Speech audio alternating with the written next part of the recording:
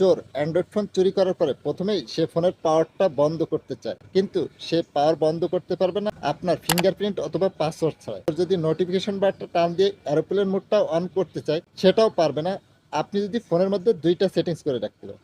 এতে করে আপনার ফোনটা চোর বন্ধ করতে পারবেন এবং আপনি সহজেই খুঁজে বের করতে পারবেন। কিভাবে এই সেটিংস দুইটা করবেন চলুন তাহলে দেখিয়ে দেব। ফার্স্ট অফ অল আপনার ফোনের সেটিংসটা ওপেন করবেন, এখান থেকে স্ক্রল ডাউন করে নিচে আসবেন, এখানে পেয়ে যাবেন গুগল, এর উপরে ট্যাপ করবেন, এই অল সার্ভিসের উপরে ট্যাপ করবেন, দেন এখান থেকে স্ক্রল ডাউন করে নিচে আসবেন, পেয়ে যাবেন থিপ প্রোটেকশন, এর উপরে ট্যাপ করবেন, পেয়ে যাবেন থিপ ডিটেক্টেড লক, এটার উপরে ট্যাপ করবেন, ট্যাপ করে এটাকে অন করে দিবেন।